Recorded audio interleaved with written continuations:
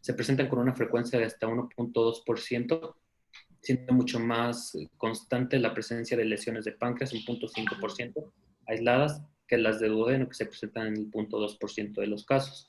La mortalidad que se asocia a estas lesiones se atribuye sobre todo a lesiones vasculares. Nunca se va, o es poco frecuente que se asocie específicamente una lesión de duodeno o de páncreas a la mortalidad, pero como es una región muy vascularizada, sobre todo la porción de la cabeza del páncreas y todo el marco duodenal, pues generalmente son lesiones a la arteria gastroduodenal o ramas de la arteria mesentérica superior que dan la irrigación a esta zona. El diagnóstico, en la mayoría de las veces, por su origen en el caso de trauma penetrante, que es lo más común, se diagnostica durante una laparotomía. En algunos casos en los que los pacientes se encuentran estables y que se puedan hacer tomografías, la extravasación del medio de contraste pues va a ser un signo obvio de perforación o de daño duodenal. Sin embargo, las tomografías, como sabemos en el contexto de trauma, se realizan sin contraste. Entonces, pues esto va a llevar, como veíamos, a la retraso en el diagnóstico de estas lesiones. Otros hallazgos sutiles que se pueden presentar en las tomografías en el contexto de trauma, que serán tomografías simples, son edema del duodeno, un hematoma periduodenal, engrosamiento de la pared, líquido periduodenal, extracción de la grasa retroperitoneal o neumatosis. Eso nos podría hacer pensar un poco en lo que sería la afección del duodeno en el contexto de trauma. Una vez que ya se hace el diagnóstico, o que se lleva al paciente a sala de operaciones, tenemos grados de lesión duodenal que van del 1 al 5, como en los otros casos, también veremos más adelante. Se los pongo aquí, realmente casi siempre son los mismos tipos de lesiones. Las primeras obviamente son mucho más leves. En la 1 sería el hematoma, con involucro de solamente una porción del duodeno o laceración parcial sin perforación. En la 2 será un hematoma con involucro de más de una porción del duodeno y laceración que involucra la disrupción del menos del 50% de la circunferencia del duodeno. Importante recalcar que en el caso del duodeno específicamente en el grado 3 va a tener variación en cuanto al porcentaje de afección de entre la primera, tercera y cuarta porción y la segunda. Como sabemos, la segunda tiene relevancia porque ahí está su relación con el ámpula de Vater y la llegada también del conducto pancreático. Entonces, la disrupción del 50-75% de la circunferencia de la segunda porción ya es un grado 3. Sin embargo, la afección de la primera, tercera o cuarta puede llevarse hasta el 100% de la circunferencia para que fuera una lesión grado 3 según la literatura. El grado 4, pues la disrupción de más de 75% de la segunda porción del duodeno, que involucra el ámpula o la porción distal del área común, y en el 5 es una disrupción masiva del complejo duodeno-pancreático y una devascularización del duodeno. Creo que dentro del manejo de este tipo de trauma de intestino delgado, duodeno, colon y recto, las más importantes serían como el inicio y el final del tracto, es decir, las lesiones duodenales y las lesiones rectales son un poco más complejas de hacer o de tratar respecto a la porción media del intestino, y ya más adelante veremos por qué. Los mecanismos de lesión del duodeno, principalmente como les mencionaba, son traumas penetrantes. Estos pueden ser lesiones de la pared duodenal, que generalmente son dadas por arma blanca, o por penetración y disipación de energía, como en el caso del contexto de lesiones por arma de fuego. Las lesiones más complejas se dan en trauma cerrado, ya que son por aplastamiento o compresiones. Esto por la relación que tiene el duodeno con la columna, que hace que haya un choque directo contra las estructuras óseas o los movimientos de aceleración y desaceleración, que como sabemos que una parte del duodeno es retroperitoneal y están fijas, pues entonces esa aceleración y desaceleración nos va a llevar a las lesiones del órgano. Como les mencionaba, casi siempre las lesiones del duodeno se presentan con lesiones asociadas, rara vez son de forma aislada. Entonces las lesiones únicas habitualmente son hematomas y tienden a ser benignas a menos que, como veremos más adelante, involucren ya alto porcentaje de la luz del duodeno. Otras lesiones que se asocian a las lesiones duodenales son el colon en el 13%, el páncreas 12%, el intestino delgado en el 11%, el estómago 9%, y las que más se asocian pues serán lesiones vasculares, que como vimos son las que tienen mayor tendencia a la mortalidad de estas lesiones y no propiamente la lesión del duodeno. Entonces, como algoritmos de tratamiento, las lesiones grado 1 y 2, que como vimos son hematomas y laceraciones que no son de espesor completo de la pared duodenal. Los hematomas son los más comunes en los niños.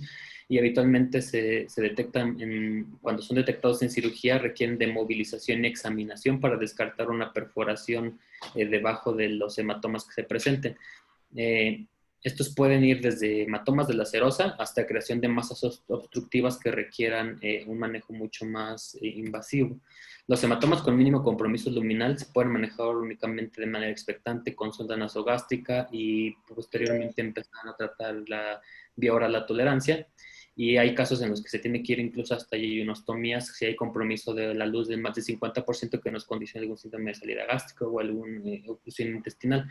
Casi todos los hematomas duodenales resolverán de manera espontánea en 2 o 3 semanas, sin embargo va a haber unos pocos que serán los casos de la oclusión de la luz duodenal. Las lesiones simples, ya hablando de laceraciones en lugar de hematomas, se pueden resolver con cierres primarios y se asegura que el aporte sanguíneo del duodeno y de la cabeza del páncreas están íntegros. Los puntos CITES o sujetes con monofilamento son los que más se utilizan para la reparación y se recomiendan hacerse en sentido de la lesión.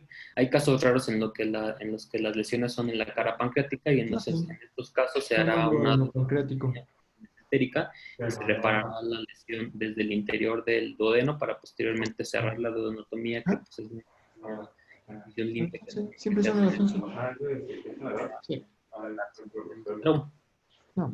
Para los casos del grado 3, que como vimos son los que involucran diferentes porcentajes de las porciones, en el caso de la segunda porción será el 50 al 100% y de la primera, tercera y cuarta del 100%. Algunas se pueden reparar con duodenorrafia libre de tensión, siempre y cuando esta es la condición principal, que se encuentre libre de tensión los extremos. Para lesiones más amplias y que se pueda hacer desbridación y movilización, se puede intentar resección en anastomosis, siempre respetando el principio de que debe quedar libre de tensión.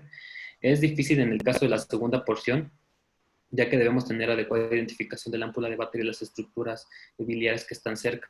En el caso de que se tenga que hacer una reconstrucción, lo más habitual es realizar una derivación biliar y reconstrucción en Yederú. Una vez que se tiene o ya que se ha decidido que se va a hacer una reparación duodenal, hay hay un apartado específico que habla sobre la protección para la reparación duodenal. Esto sobre todo ante las reparaciones tensas o cuando se asocian a lesiones pancreáticas.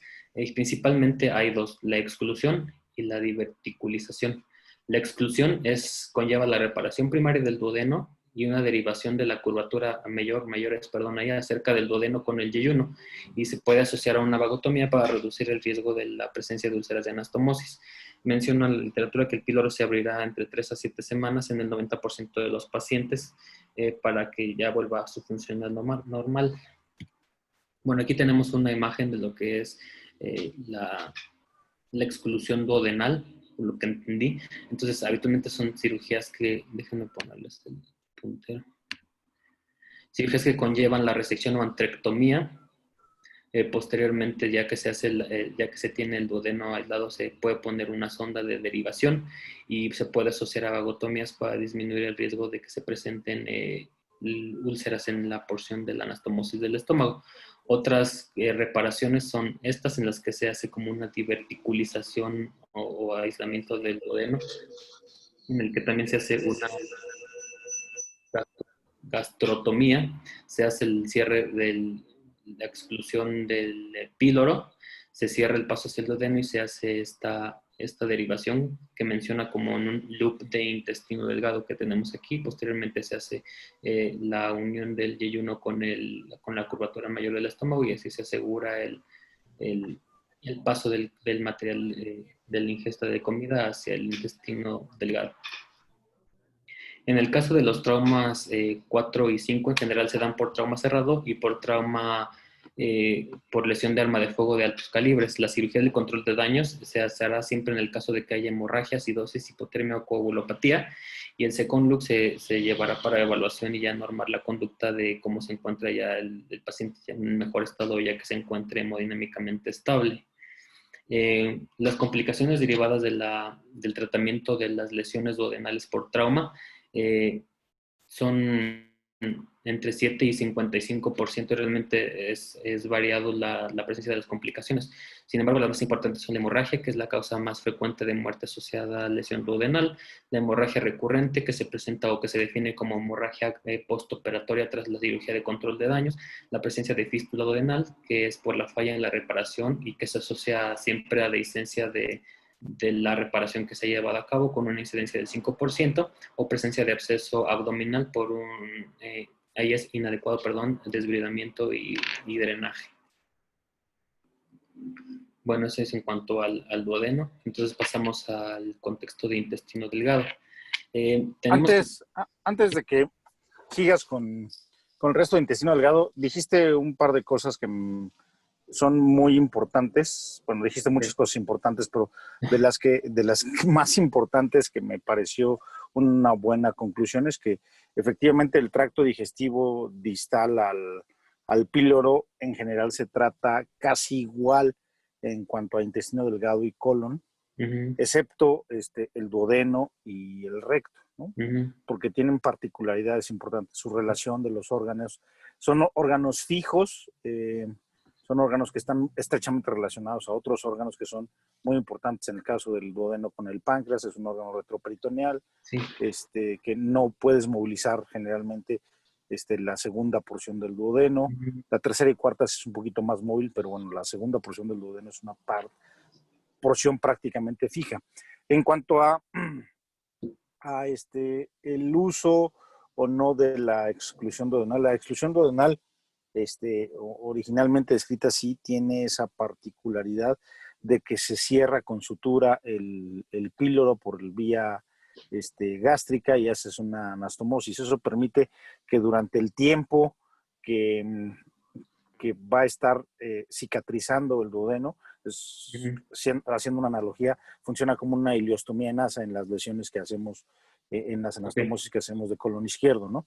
O sea, mientras cicatriza el duodeno, dependiendo de lo que le hayas hecho, si le dejaste una sonda de duodenostomía, si reavivaste bordes y suturaste una lesión de manera primaria, bueno, pues te permite tener un reposo de esa zona, que si fuga no tengas una catástrofe por la cantidad de líquido que fugaría si tienes el paso directamente del estómago hacia el duodeno. Entonces, sí, generalmente es muy variable lo que dicen, entre 3 y 7 semanas en que se recanaliza. Y otra manera diferente de hacerlo, y a lo mejor es más rápida sin necesidad de hacer una gastrotomía, pues es nada más disecar un poquito pasando el píloro y poner un engrapador. No se va a recanalizar, pero pues si haces una gastroyeyuno, pues puede ser. Depende mucho de qué otras lesiones asociadas tienes en la cavidad abdominal. Pues si tienes lesiones de colon, de vaso, de hígado, pues obviamente primero haces el control de daños y hasta el último intentas hacer una exclusión duodenal, ¿no? Pero eso te dependerá de qué tanta urgencia tienes para resolverlo en el momento. Bueno, seguimos. Y por eso, o sea, solamente una pregunta, Mike. Entonces, sí, ¿cómo cierras el duodeno en una exclusión? ¿Qué sutura utilizas? Dice que principalmente se prefiere usar monofilamentos, y, o sea, obviamente absorbibles. Perfecto, pero absorbibles, no van a utilizar problema. Sí. ¿Okay? Yo hablaba de alguna cuestión en el belly, fue como con Bicril, pero pues es lo que hay allá, pues. Sí, una sutura absorbible, nada más era un comentario agregado. Sí, gracias. Exacto. Entonces continuamos. Bueno, continuamos entonces ahora con la porción de intestino delgado. Bueno, tenemos que tener como la primicia de que el intestino delgado está solo protegido por la pared abdominal y topográficamente ocupa la mayor parte de la cavidad, por lo que es muy susceptible a lesiones ocasionadas por trauma. Como sabemos, es un órgano que está suspendido por el mesenterio y irrigado por la arteria mesentérica superior, y hay mucha variación entre el reconocimiento del yeyuno y Lilien, pero habitualmente se ha definido que el 40% proximal es yeyuno y el resto se trata de Lilien, sin una distinción muy clara, aunque hay algunas diferencias entre el calibre, la presencia de pliegues, los vasos más largos, la grasa de su meso que ya hemos visto anteriormente. Para el caso del intestino delgado, el mecanismo del trauma menciona que el trauma cerrado es infrecuente y las lesiones que se presentan incluyen hematomas intramurales, laceraciones ya sea de espesor parcial o completo, perforaciones y avulsiones mesentéricas por la aceleración y desaceleración y el mecanismo de fijación que tiene desde su meso. Los accidentes de auto mencionan que son el primer lugar de estas lesiones, seguidos de caídas y accidentes de bicicleta, y cuando se dan lesiones de tipo cerrado son porque se hace como un efecto de pseudoasa cerrada que aumenta la presión intraluminal y lleva a lesiones de perforación del intestino delgado. Los otros de los mecanismos, como en el caso del duodeno, será el choque contra la columna en fenómenos de aceleración y desaceleración, la tracción desde su meso y los puntos fijos, el estallamiento, como les mencionaba, por una pseudoasa cerrada con un repentino aumento de la presión intraluminal y algunas asociadas como el cinturón de seguridad, que se asocia hasta en el 21% de los casos a lesiones de intestino delgado, sobre todo del ilion terminal, del mesenterio y del borde antimesentérico del intestino. El diagnóstico y pasa igual que se va a sospechar siempre que haya una lesión que viole el peritoneo. La sensibilidad para determinar la lesión por exploración física es alta, hasta el 95%. Esto debido a que pues, presentan habitualmente datos de irritación peritoneal, entonces es mucho más común que podamos darnos cuenta, a diferencia del duodeno, que es un órgano retroperitoneal. Aquí sí vamos a tener que la exposición al material intestinal pues nos va a llevar a irritación peritoneal, entonces la exploración física sí nos es útil para el diagnóstico de estas lesiones. El PAS no es sensible porque pues sí nos va a decir que tenemos líquido libre, pero no va a ser sensible para decirnos que es intestino delgado, a menos que no tuviéramos ningún otro sitio de lesión a otro órgano intraabdominal, entonces podría intuirse que es de sistema digestivo y no precisamente incluso ahí de intestino delgado. La tomografía es habitualmente la modalidad de diagnóstico que con mayor frecuencia se utiliza en este caso.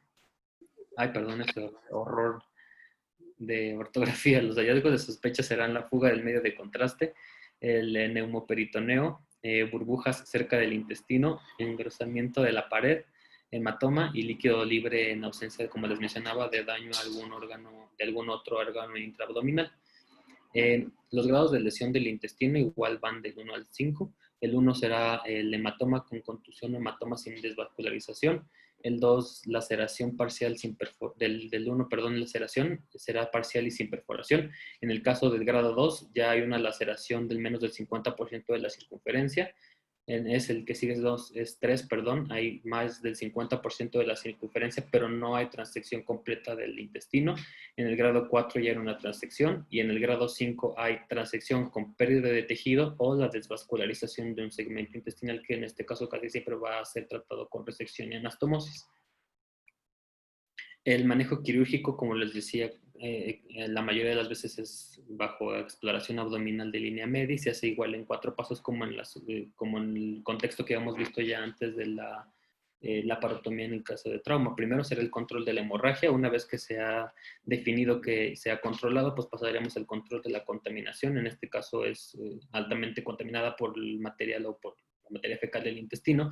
Posteriormente será el diagnóstico de las lesiones y por último la reconstrucción, ya que se han identificado todas las lesiones del intestino. La inspección de este se lleva a cabo con evisceración a la derecha y posteriormente una inspección de toda la longitud del intestino en todas sus caras. Ninguna de las lesiones se repara hasta que se identifiquen todas las lesiones que se tienen en el intestino y evacuación de todos los hematomas de mesenterio adyacentes que se hace por intervalos. Lo que entendí aquí es que si tenemos hematomas, se abre algunos que esté, pues no sé, que ya hayamos identificado, continuamos con la inspección del intestino y posteriormente se regresa a donde está el hematoma para valorar la pared que está por debajo de esta. No sé si ya todos hayan entrado a cirugías en las que se hace la revisión del intestino, pero habitualmente es muy como estandarizado, o sea, vamos tomando una sección de intestino y es como ambos lados del intestino y pasamos a la siguiente, habitualmente como de 10 en 10 centímetros aproximadamente. Entonces, ver todas las caras y pasar el que sigue. Entonces, una vez que se hayan identificado todas las lesiones, ya se va a decidir si pueden cerrarse de manera con cierres simples o si vale la pena hacer una resección y anastomosis. Los despulimientos, como les mencionaba, se pueden controlar con puntos cero musculares, con suturas de 3 o 4 ceros, y las perforaciones de espesor total, incluyendo las que sean menores de 50 centímetros, se prefiere desbridar y hacer cierres primarios en 1 o 2 planos y transversales al eje en que se haya hecho la herida para asegurar que no va a haber una estenosis del tracto del intestino delgado.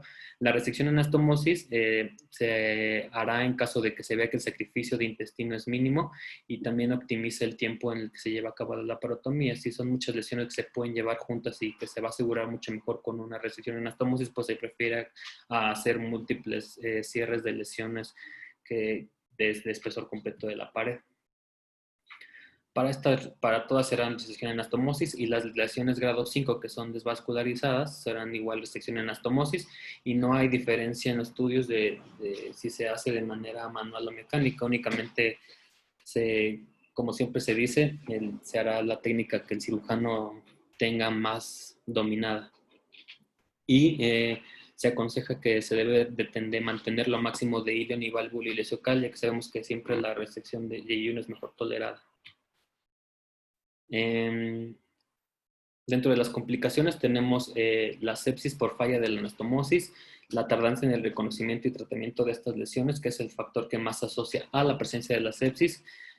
Complicaciones otras serán las reintervenciones de manera temprana y en caso de que se presenten colecciones por fugas, se preferirá el drenaje percutáneo en el contexto de la fuga tardía antes que entrar a una cavidad que ya hemos manipulado en el contexto de trauma. Bueno, ahorita esto es como intestino delgado. No sé si tengan algún otro comentario, doctor Vega o doctor Edgar. Doctor Obregón. Sí, a mí me gustaría decir que, bueno, las lesiones de intestino delgado casi siempre son más tardías. Es decir, cuando son por ruptura, no hay ningún problema, se pueden identificar en un estudio de tomografía por la presencia de aire o líquido libre o la combinación de ellos. Pero cuando el problema fue que no tienes motivo de intervenir al paciente y fue un traumatismo cerrado con desaceleración importante, no tienes lesión de otros órganos que justifique una laparotomía, tienes que estar más pendiente de las lesiones de intestino delgado, porque en ocasiones los hematomas dejan zonas desvascularizadas de intestino delgado y hay una perforación tardía por isquemia. Entonces, en ese tipo de pacientes tienes que hacer un seguimiento, además de clínico, tomográfico con contraste oral en 48, 72 horas, dependiendo de la evolución de tu paciente. Y eso es algo que en ocasiones no hacemos porque sabemos que si en el momento no se identificó ninguna causa de intervención, pues hay veces como que le prestamos menos atención a la evolución del abdomen. Sin embargo, en traumatismos cerrados con desaceleración importante, si no hay una justificación inmediata de la laparotomía, pues habrá que hacerle un seguimiento en 48, 72 horas con tomografía, con contraste oral, para ver que efectivamente no tenga zonas en las que haya perforaciones por isquemia o por necrosis. Y la otra es que cuando hay muchísimos órganos involucrados de lesión y el intestino delgado se vuelve casi siempre el menos importante. Tienes que hacer, obviamente, control vascular inicialmente y puedes, si el paciente está muy inestable, hacer algo de cirugía de control de daños, dejar muñones cerrados, engrapados y cerrados, quitando el segmento que está más lastimado, y en un segundo momento, cuando el paciente está más estable, ir a reconectarlo. Pero si no puedes desperdiciar en trauma, el tiempo es muy importante. Entonces, si tienes muchos órganos lesionados, haz control vascular y después puedes hacer una cirugía de control de daños, inclusive en colon. Si ves que hay un segmento que te llevará mucho tiempo resecar y anastomosar, pues dejas engrapado y hasta que tengas paciente, 24, 48 horas después, puedes reintervenir al paciente para hacer las conexiones que debas hacer. Ok. Entonces, continuamos. Sí. Vamos a pasar ahora al colon. La morbilidad asociada al trauma de colon, a pesar de los avances que hemos tenido desde las primeras desde los primeros tratamientos históricos de las guerras, continúa aún alta. Se asocia hasta el 20% a lesiones del colon, y esto principalmente por sepsis. El colon es el segundo órgano en frecuencia afectado por heridas de arma de fuego, solo después del intestino delgado, según la literatura. Y hay heridas, las heridas anteriores por punzocortantes. En heridas anteriores por punzocortantes es el tercer órgano más afectado, pero en heridas punzocortantes posteriores es el primer órgano en afectarse. El colon derecho es el más afectado por golpes con objetos romos, el colon transverso tras disparos, el colon izquierdo por apuñalamiento, y el trauma de colon en general representa el 10% de los casos de trauma cerrado, y solo un tercio presenta perforación. Y la causa más común de los traumas cerrados de colon igual son accidentes automovilísticos, o en este caso accidentes con motocicletas. La mayoría de las veces los diagnósticos de los traumas de colon se hacen de manera intraoperatoria. La tomografía para los pacientes que no van a la parotomía porque presenten una estabilidad o inestabilidad, sea de baja sensibilidad, y el retraso en el diagnóstico, pues como siempre, como hemos estado viendo en toda la clase, llevará a consecuencias catastróficas o la presencia de complicaciones, que en este caso, para el caso del colon, sí es importante mencionar que la sepsis sí es un factor importante para la mortalidad.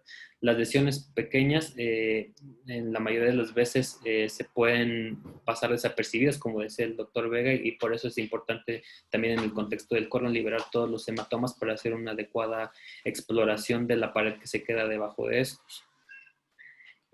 Para las lesiones del colon, igual son 5 grados. El grado 1 serán A y B. La A son las contusiones o hematomas que no presentan desvascularización, y el grado B, laceraciones de espesor parcial. Para el grado 2 son laceraciones del menos del 50%, el grado 3 más del 50%, el grado 4 es transección del colon, y el grado 5 transección con pérdida de algún segmento colónico. En cuanto al manejo quirúrgico, actualmente se apoya que el cierre primario de lesiones no destructivas y no desvascularizadas con menos del 50% de la circunferencia afectada es la mejor manera de tratar estas lesiones. Lesiones con más del 50% de afección de la circunferencia del colon o que presenten desvascularización requerirán resección y anastomosis. Antes se hacía derivación por el riesgo de sepsis que se tiene. Sin embargo, actualmente ya se ha demostrado que es igual de seguro hacer la resección y anastomosis de estos segmentos. La derivación se tomará pues ya de manera actual únicamente para pacientes que se presenten inestables o que presenten transfusiones masivas u otras condiciones asociadas al trauma. Los factores de riesgo que vamos a tener para la presencia de complicaciones asociadas al trauma de colon son lesiones izquierdas versus derechas. Las izquierdas, que históricamente se asocian a mayor frecuencia de fuga de anastomosis y sepsis, lesiones abdominales asociadas, es decir, cuando tenemos, como mencionaba hace rato el doctor Vega, lesiones multiorgánicas, esta nos va a llevar al riesgo de fuga de anastomosis. En el caso de cuestión de que el paciente se encuentre chocado, pues el choque es el factor de riesgo independiente más importante para que haya presencia de sepsis y contraindica la anastomosis primaria. Entonces, en este caso, si se va a hacer un control de daños, pues como decía el doctor, dejamos los cabos cerrados, y si es posible, pues se puede derivar al paciente. Solamente en estos casos se llevará a cabo la derivación. En el caso de que se presenten pacientes con transfusiones sanguíneas, transfusiones sanguíneas masivas o importantes, se ha demostrado que la transfusión de más de 4 unidades en las primeras 24 horas es un factor de riesgo independiente para que se presenten complicaciones sépticas en el caso de trauma de colon. Sin importar si se lleva a cabo una anastomosis o derivación, la presencia de esta transfusión pues sí va a implicar un riesgo para la presencia de complicaciones. La contaminación fecal es otro fuerte factor independiente para la presencia o la progresión a sepsis abdominal, y el tiempo desde la operación o la cirugía igual se ha demostrado que es un factor que nos puede condicionar la presencia de complicaciones. Sobre todo cuando se retrasa el tratamiento entre 6 a 12 horas desde que se lleva a cabo el trauma, desde que se identifica la lesión del colon por un evento traumático. Hay otros casos que no están tan definidos como proyectiles retenidos, en los que no hay evidencia que haya pasado En las que no hay evidencia que haya pasado el colon, estas no incrementan el riesgo. Sin embargo, si hay datos de que tengamos algún proyectil retenido y que se ve un sitio de entrada y de salida a través del colon, pues disminuir su retiro tampoco va a beneficiarnos en el riesgo de infección de la cavidad. Y el cierre de la piel para estos casos de trauma, pues estas heridas se prefieren no cerrar, pues eso sea en la infección del sitio quirúrgico. Dentro de como tipos aspectos técnicos en cuanto al tratamiento de las lesiones de colon, pues el primer paso es entrar a la cavidad peritoneal, en controlar el sangrado, como habíamos dicho, y después la contaminación por lesiones del tracto gastrointestinal. Y posterior a esto, explorar cualquier hematoma de la pared para la evaluación de la musculatura de la pared del colon que esté debajo de este hematoma para descartar cualquier tipo de lesiones, por mínimas que sean. La compresión gentil del área involucrada para que podamos evidenciar si hay presencia de lesiones, ya sea con salida de materia fecal o de aire.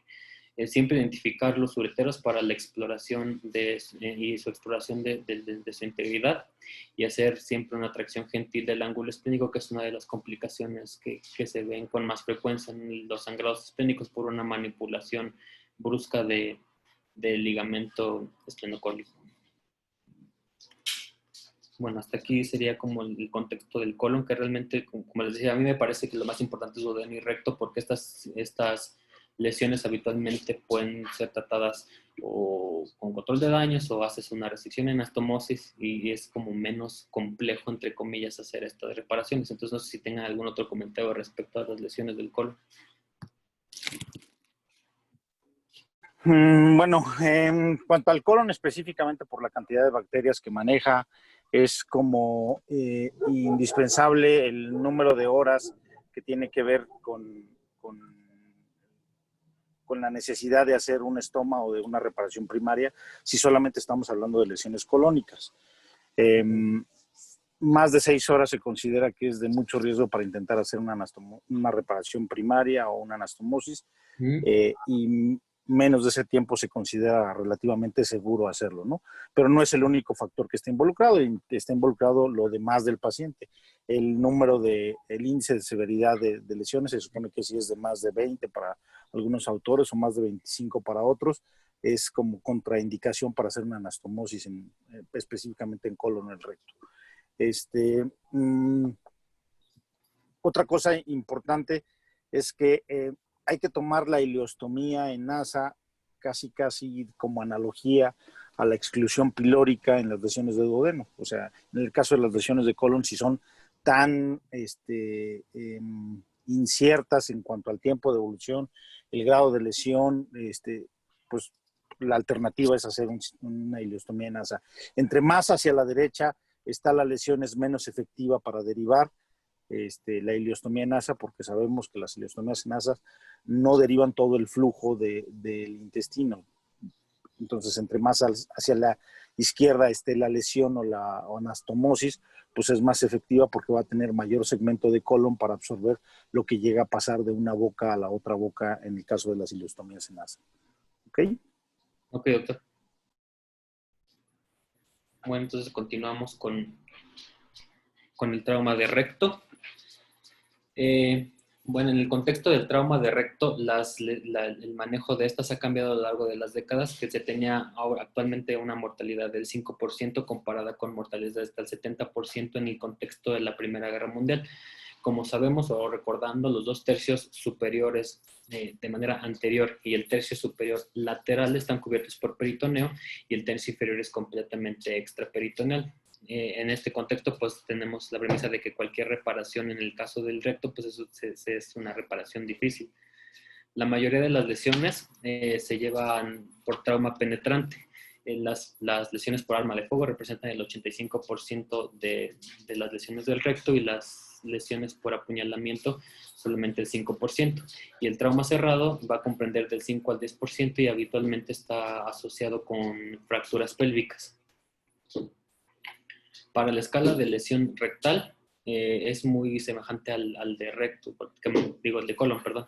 El 1 será A y B. El A es la contusión o hematoma sin desvascularización y el B laceración de espesor parcial. El 2, laceración del menos del 50% de su circunferencia. El 3, del más del 50% de su circunferencia. El 4, laceración de espesor completo con extensión al peritoneo. Y la 5, un segmento desvascularizado del recto. Para el diagnóstico, la mayoría de estas lesiones que se dan, como vimos, por trauma cerrado, se dan en la porción intraperitoneal. Los principios diagnósticos son los mismos que se aplican para el colon, y el trauma penetrante puede ocurrir tanto intra como extraperitoneal, por lo tanto son los que se encuentren extraperitoneales, pues serán retos diagnósticos retos diagnósticos y posterior retraso en el tratamiento que nos lleve a complicaciones. Para las lesiones extraperitoneales, la irritación peritoneal, como les mencionaba, está ausente, y para el diagnóstico habitualmente puede hacerse con, menciona aquí, endoscopía o tomografía. Endoscopía, como en el contexto de que se pudiera hacer una rectosigmoidoscopía o anoscopía e intraoperatoria para la ubicación exacta de las lesiones del recto. El manejo quirúrgico, en este caso, en el caso del recto, la derivación continúa siendo un potencial tratamiento para casos seleccionados, sobre todo para aquellos que se encuentran con lesiones extraperitoneales. El drenaje sacro se ha descrito y se fue introducido para el manejo de lesiones rectales extraperitoneales desde la Segunda Guerra Mundial, y esta nos ayuda a disminuir la tasa de sepsis pélvica. Y el lavado rectal, del que también leí, se introdujo en Vietnam, pero realmente esta tenía la premisa de disminuir las complicaciones sépticas, pero no hay ninguna evidencia. Actualmente lo que más se utiliza para el tratamiento de estas lesiones son, en el caso de que sea factible, la resección y anastomosis, o la derivación para las lesiones que se encuentren extraperitoneales. Las lesiones intraperitoneales, como les mencionaba, se pueden manejar como en el colon, y si se trata de una lesión distal que puede ser reparada de manera transanal, ya que se hace una inspección por sigmoidoscopía o anoscopía, esta se debe tratar de esta manera, es decir, transanal. Si la lesión es muy alta y extraperitoneal, pues se prefiere entonces la derivación. Para lesiones destructivas anorrectales, obviamente el manejo será la hemostasia y siempre la derivación, y las complicaciones generalmente son asociadas al estómago, como necrosis, retracción, prolapsos, abscesos paraestomales y hernias paraestomales, ya que, como vemos, es la porción del tracto digestivo que más se lleva a derivaciones. Tengo una pregunta aquí para el doctor Vega. ¿Qué derivación es la ideal? Tomando en cuenta de la reconexión, sobre todo, ¿no? ¿Será mejor hacer una ileostomía en NASA a pesar de que todavía pase materia por donde está la lesión, o de plano hacerle ya el Hartmann?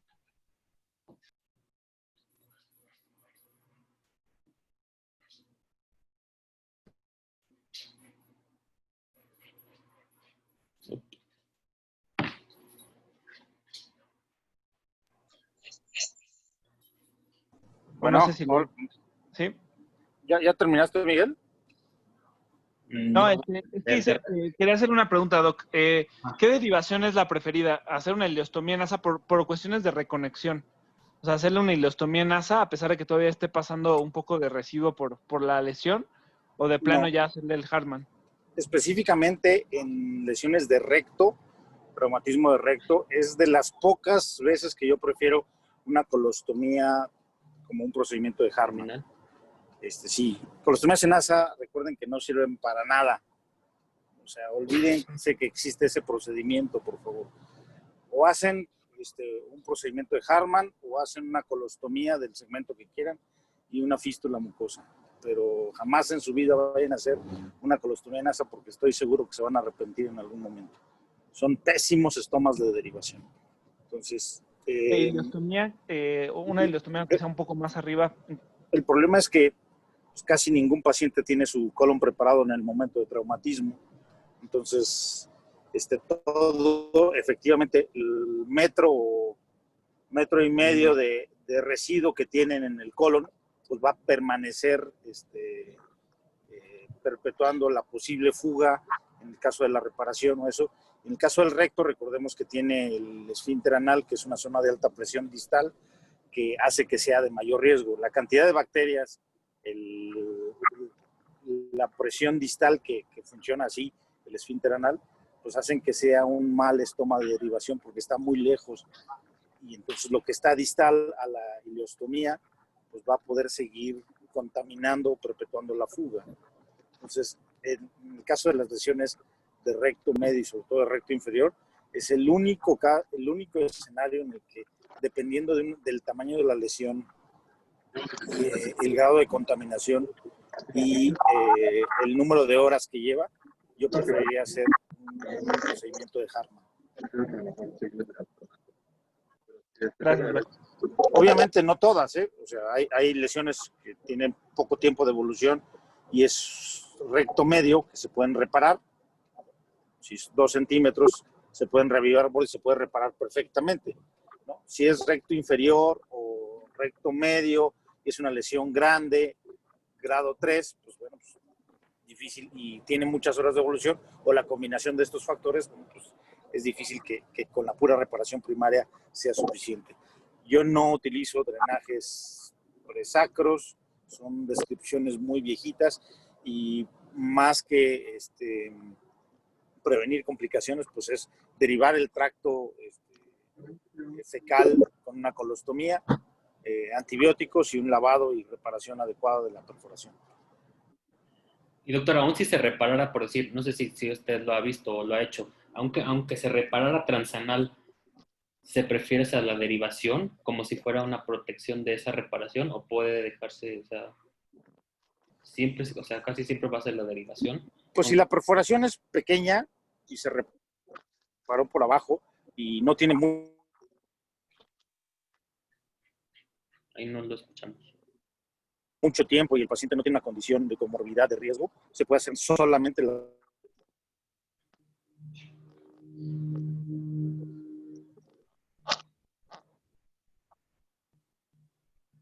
No sé si solo yo no lo escucho. Sí, lo perdimos. ¿Está muerto?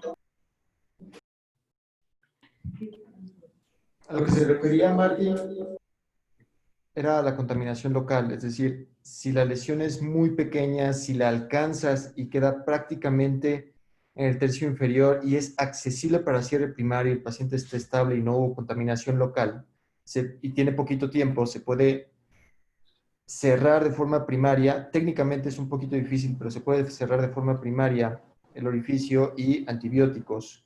Okay. La verdad es que estos pacientes generalmente llegan con mucho tiempo. No tengo literatura al respecto, pero los que me recuerdan a mí habían sido cuerpos extraños que les dio pena acudir y cuando llegaron al hospital ya el paciente prácticamente estaba séptico. Entonces, la mayoría acaban derivados, pero en el escenario ideal, en donde fue un traumatismo de tercio inferior que es accesible con una anoscopía, el orificio es muy pequeño, accesible al cierre, la contaminación es baja y el paciente está estable, se puede obviar la derivación y hacer cierre primario de la lesión. En todo otro escenario, hay que preferir la derivación. Ok. ¿Alguna vez ha visto que usen el dispositivo laparoscópico transanal para reparar? No se prefiere usar en trauma porque el TAMIS, que es al que te refieres, utiliza recto, neumorrecto, es decir, introduce aire a presión para hacer espacio donde puedes trabajar y ese aire a presión puede aumentar la contaminación local. Es el mismo principio de evitar el lavado rectal. El lavado rectal por la presión positiva va a arrojar toda la materia fecal y bacterias a través del orificio. De igual forma, Aunque sea en la para porción inferior o... ¿Cómo, Raúl? Aunque sea en la porción inferior, o sea, que no sea intraperitoneal en la lesión. Sí, si vas a usar un TAMIS es presión positiva y esa presión positiva va a expulsar materia fecal y bacterias al espacio perirectal. Ok. Entonces, vía mínima invasiva, no se recomienda en trauma. Ok, gracias, Doc. ¿Alguna otra pregunta de alguien más? Nada, que le baje el gas. Es igual que lo que les mencionó antes, Martín, para el trauma de abdomen para lesiones de intestino delgado. Es exactamente igual en colon y en recto en cuanto a si tienes un paciente politraumatizado, sobre todo con lesiones de pelvis, es súper importante que le hagas una tomografía 24 a 48 horas después, sobre todo para las pequeñas lesiones extraperitoneales. No es poco frecuente que haya lesiones que pasen inadvertidas incluso con tomografías después de 12, 16 horas, que no haya gas, no haya absolutamente nada y de hecho se pueden demostrar hasta después cuando el paciente tiene algún tipo de estudio y les das medio de contraste o algo así, o cuando el paciente tiene diarrea, al ser extraperitoneales, pues ya te imaginarás hacia dónde se va el contenido. Entonces, son pacientes que hacen infecciones terribles por no tener a lo mejor esa sospecha clínica de hacerle una tomografía 48 horas después y ver nada más que no tenga aire, o sea, lo único que se ve es aire. Entonces, la recomendación por lo que vimos es cuando tienes un paciente con un politrauma y que va desde el tórax hasta lo que sea, igual y hacerle una tomografía completa, porque también recuerden que en las lesiones pulmonares, cuando hay trauma cerrado de tórax, la contusión pulmonar puede cambiar muchísimo de un día a 24 a 48, pero eso es así normalmente estás haciendo radiografías de tórax de control, pero sí como que nos olvidamos un poco de abdomen y mucho más del recto, y hay que tener muchísimo cuidado. Lesiones de pelvis, recto, extraperitoneal. Si tiene una lesión, no te vas a dar cuenta hasta que el paciente tenga una infección de tejidos blandos terrible. Nada más, tomografía de control después de unos 48 horas. Perfecto. ¿Alguna otra duda? Yo, en el caso de que tengas abulsión del mesenterio, ¿cómo hace la reparación ahí en esos casos? En caso de que sean múltiples, por ejemplo. ¿O prefiere hacer resección del intestino y reparación? Sí, cuando tienes abulsión, perdón, ¿vas a contestar? No. Si tienes, digo, menos lo que opina algo diferente, Edgar, dependiendo del grado de lesión, si tienes abulsión de mesenterio y claramente vas a tener lesión vascular, no vas a tener ninguna otra opción más que hacer la resección intestinal. La idea es como cuando quieres ver hasta dónde llega la isquemia y pinzas las arterias. Tratas de ver las lesiones que se lastiman, las arterias que se han lastimado del mesenterio, las dejas pinzadas y esperas unos minutos para ver cuánto de intestino sufre de isquemia, haces esa resección, haces anastomosis y cierras la ventana y ya está. Gracias, doctor.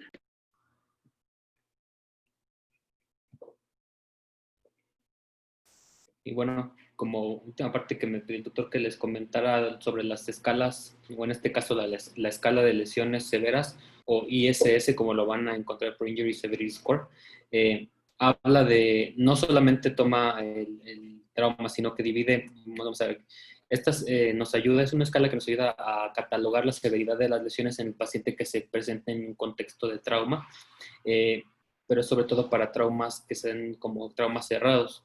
Esta escala nos ayuda a evaluar el pronóstico y el riesgo de muerte de estos pacientes y divide la anatomía en 6 regiones principales que se evalúan posteriormente y se les da un puntaje que ahorita vamos a ver cómo se evalúan.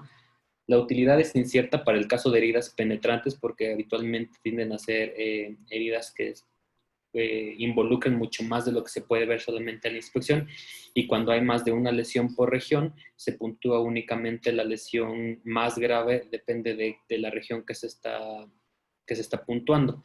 En este caso se divide en 6 regiones corporales que son cabeza y cuello, que involucra la columna cervical, la cara, que involucra la inspección de los órganos de los sentidos, el tórax, abdomen y pelvis, extremidades y pelvis ósea, y la general o externa, y que involucra en este caso la piel y las lesiones por quemadura. Una vez que se tiene la división entre estas 6 regiones, posteriormente se hace una clasificación por gravedad. Estas lesiones que se encuentren en cada una de estas regiones se van a catalogar en leve, un punto, moderada 2, grave sin riesgo a la vida 3, grave con riesgo a la vida 4, lesiones críticas 5 y las de mayor puntuación son las 6 que son mortales, lesiones máximas o lesiones no recuperables o incompatibles con la vida. Entonces, esta escala se calcula sumando el cuadrado de las puntuaciones más altas sin importar la región. Ahorita les pongo una tabla para que entendamos porque a mí también me costó un poco de trabajo entender esto. Entonces, el máximo de puntos que puede tener un paciente en el contexto de trauma son 75 puntos. Cualquier resultado y cualquier resultado de 6 en cualquiera de las regiones se traduce automáticamente en un 75 y es un paciente con alto riesgo de complicaciones o incluso de muerte por severidad de trauma. Sin embargo, el único inconveniente de este score es que es muy subjetivo. Yo, buscando precisamente dirigidamente, no encontré como una tabla que ponga específicamente qué lesiones se asocian al 1, qué lesiones se asocian al 2, por decir en la cara o en cabeza y cuello o incluso en el abdomen no encontré una tabla específica que me dijera cuáles lesiones van a asociarse con cuál puntuación. Es base como de la persona que hace la evaluación del trauma en ese momento. Entonces, encontré dentro de la revisión que hice este ejemplo, que entonces aquí tenemos la región corporal que, como les decía, es cabeza y cuello, cara, tórax, abdomen y extremidades. Entonces, estas son las lesiones que se encuentran. Entonces, dentro de cabeza y cuello, que también incluye el estado, la orientación, el estado, ¿cómo se dice? La conciencia del paciente. En este caso tenía amnesia del accidente, entonces le puntuó con 2. En el caso de la cara era una fractura nasal que se puntúa con 1, que es algo leve, que realmente no pone en riesgo la vida. En el tórax hay derrame unilateral o fracturas de 5 costillas. En el abdomen laceración hepática, que ellos lo puntuaron con 3. Y en las extremidades se encontraron la fractura de falange distal del primer dedo de la mano derecha, que realmente es una lesión leve.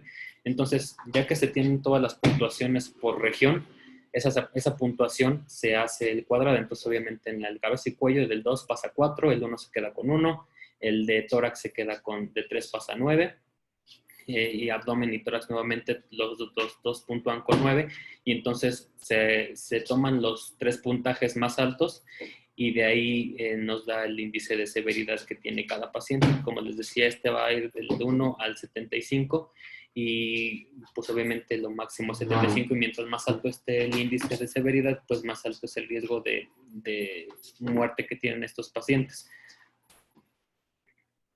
No sé si tengan algún comentario respecto a esto. Yo la verdad es que no he visto nunca me habían dicho como que utilizara el sistema de clasificación o de escala. Yo no lo había hecho, pero no sé si tendrán algún comentario acerca de esto. Yo tengo una pregunta, o sea, tipo, ¿agarras los 3 puntajes más altos y se sumen? O sea, en este caso sería 27, ¿o cómo? ¿Cómo? O sea, dices que agarramos los 3 puntajes más altos, ¿no? Ajá, sí, ¿Esos solo puntajes se suman? O sea, en este caso su puntaje sería 27. Exacto, siempre es así. O sea, la escala siempre va a ser los puntajes más altos que tengas, los 3 más altos ya que hiciste el cuadrado, son los que se van a sumar y los que te van a dar la puntuación final. Pero siempre que en alguna de las regiones tengas un 6, automáticamente a ese paciente se le da la puntuación de 75 y tiene el índice más alto de severidad del trauma. Sí, me supongo que por si te llega un paciente y que le encuentras anisocoria o cosas así, pues ese es un 6, pues. Entonces ese se va automáticamente. Un neumotórax o neumotórax a tensión, supongo que, bueno, para mí sería un 6, pero te digo que es como muy subjetivo. Yo no encontré ninguna tabla específica que me dijera qué lesiones se asocian a cuáles puntajes. Entonces por eso decía que esta tiene el inconveniente de ser de cierto punto subjetiva. Mike, ¿y sabes si hay como algún porcentaje de mortalidad de acuerdo a la puntuación que obtengas? Lo busqué también y no encontré así como una asociación exacta. Es que hay mucha variación en cuanto a esto. Solo sé que lo que decían la mayoría de los estudios es que obviamente el 1 va a ser el menor y el 75 pues el más asociado, pero tampoco hay una como asociación de riesgo de mortalidad. La verdad es que tampoco lo encontré. Sí lo busqué, pero tampoco encontré nada específico de eso. Pero si no lo checo y de todas maneras yo se los hago saber en el grupo o lo agrego aquí cuando suba la presentación. Yo he visto que lo utilizan en urgencias, pero ¿Cómo? pues yo he visto que lo utilizan en urgencias, pero es Ajá. muy general, es como para trauma de todo tipo, de cabeza, brazos, pelvis, de todo, pues. Te digo que Y es como muy subjetivo, o sea, es muy... Sí, de hecho el motivo por el que te pedí que lo agregaras es porque se maneja en centros de trauma este tipo de lesiones y te permite comparar resultados de un procedimiento contra otro. Y justamente hablando de lesiones de colon y de recto, específicamente no se recomienda dejar sin derivación una ilostomía, una colostomía a un paciente que tiene un índice de severidad de más de 20 o más de 25 para algunos autores, porque la posibilidad de fuga es muy alta en este tipo de pacientes y supongo que tiene que ver con la comorbilidad de las otras lesiones de los otros órganos, ¿no? Ok, doctor.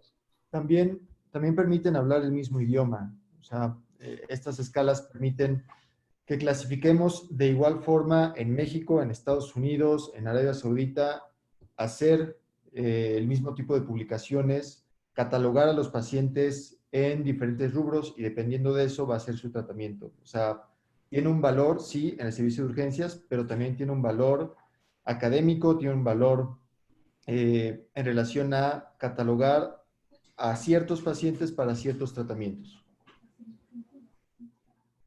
Ok.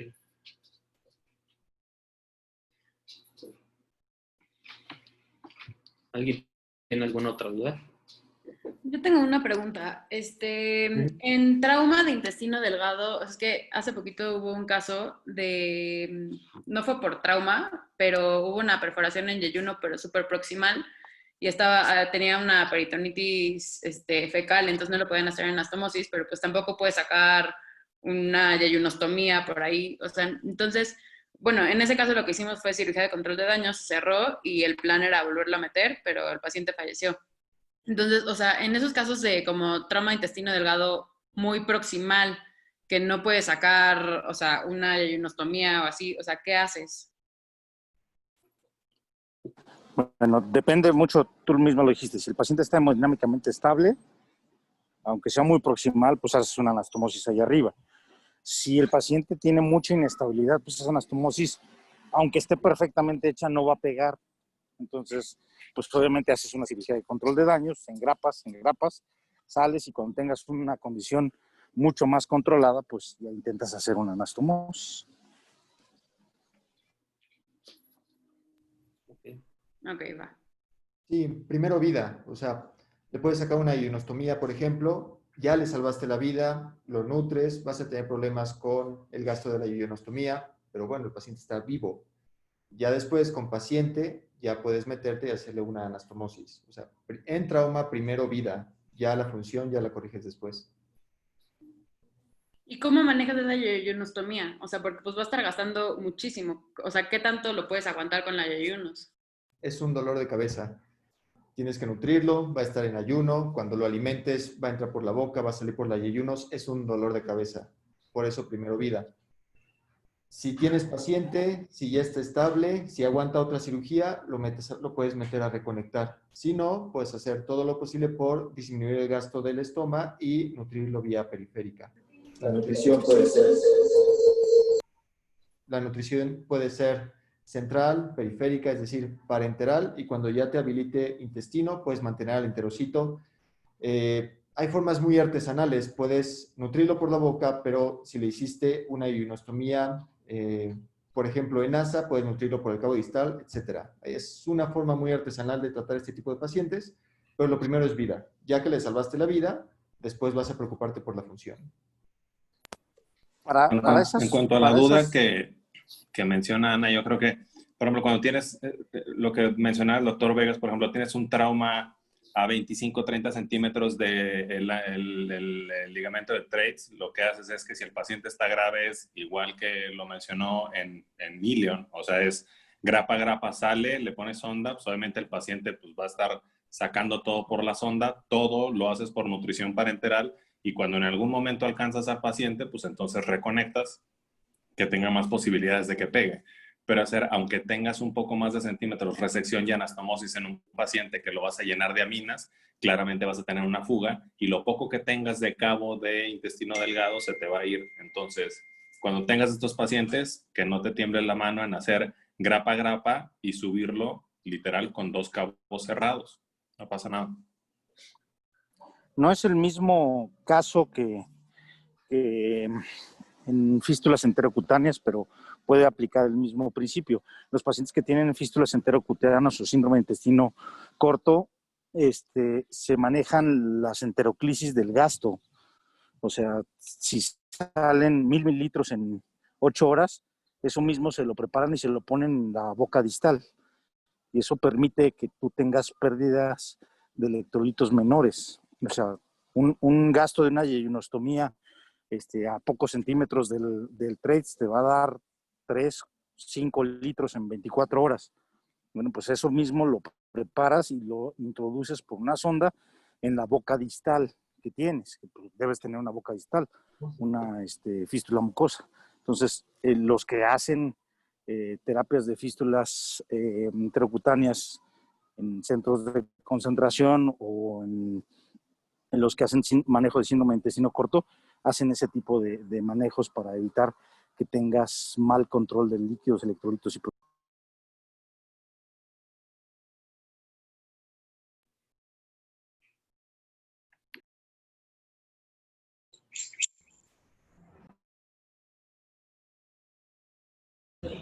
Yo tengo una duda, una pregunta. Cuando estaba en la Cruz Roja, era un paciente que había tenido una herida por arma de fuego, entró por ingle, también salió, pero rozó el recto. En la tomografía se veía por fuera de la pared del recto, se veía gas, se veía aire. Entonces suponíamos que estaba lesionado. Lo metimos a una laparotomía.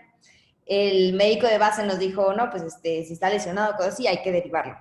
Pero en el momento de la cirugía se salió y solo quedamos el R2 del ISSSTE y yo. Y como no encontramos ninguna lesión, el R2 me dijo, no, pues hay que cerrar. Y pues ya cerramos y todo. Y cuando salimos, el adscrito nos dijo, no. El plan de todos modos, aunque no hubieran encontrado una lesión, era derivarlo por el riesgo que hubiera como lesionado como la onda expansiva de la bala y que después se perforara. No sé ustedes qué opinan de eso. ¿Cómo le fue al paciente? Pues sí lo estuvimos revisando, estuvo ahí creo que como 3-5 días, no hizo absceso, no hizo sepsis, nada, y después se fue de alta, que fue bien. Pero sí nos dijo el adscrito que fue muy buena suerte. Bueno, el aire pudo haber sido por el proyectil que entró. Exacto, no necesariamente por perforación. Si hubiera habido una perforación, pues obviamente hubiera sido una catástrofe por la sepsis pélvica que se provoca. Yo creo que si no tienes la certeza en la tomografía de que existe una perforación, pues puedes no hacer una derivación, puedes revisar el recto en la cara anterior, en las caras laterales es muy fácil, pero revisar el mesorrecto, meterte al mesorrecto para revisar la cara posterior del recto es extremadamente complicado, porque lo vas a terminar por perforar o por devascularizar. Entonces, si no tienes la certeza tomográfica, ahí sí dependemos mucho de los hallazgos tomográficos. Si no tienes la certeza tomográfica de que está perforado y solamente fue la onda del aire por la herida por arma de fuego, pues efectivamente puedes no necesariamente derivar, pero sí tendrías que hacer un estudio complementario, o ya sea con hidrosoluble o con una colonoscopía, si en el transoperatorio no demostraste ninguna lesión, pero no dejarlo a libre evolución. Ok, gracias. Doc, yo tengo otra duda.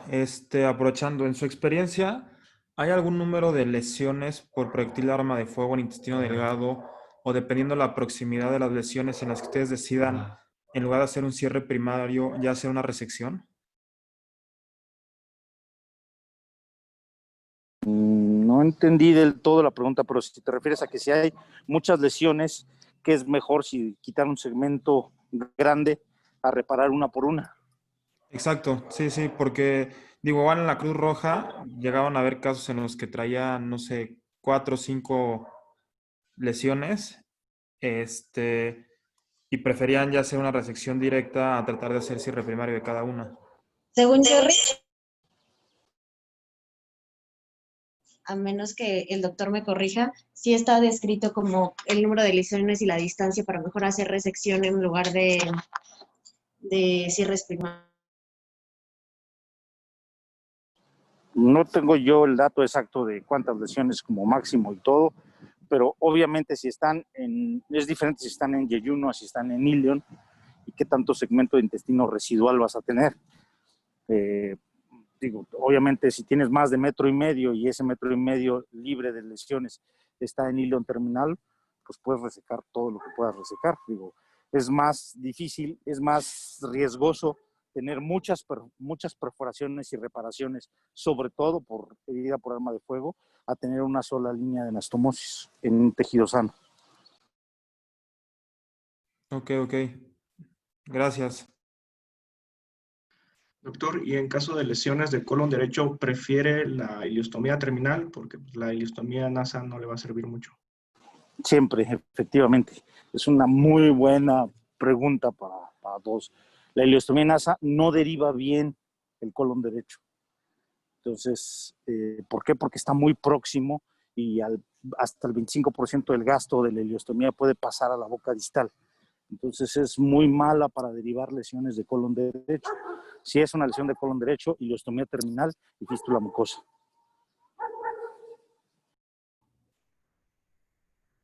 Sí, por favor, nunca hagan una ileostomía para proteger una iliotransverso anastomosis.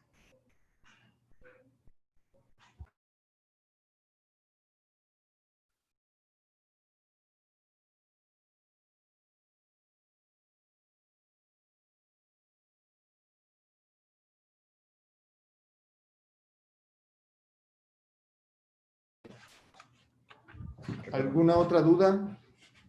Perdón, es que no encontraba lo de silenciar. No sé si alguien tiene otro comentario, otra duda.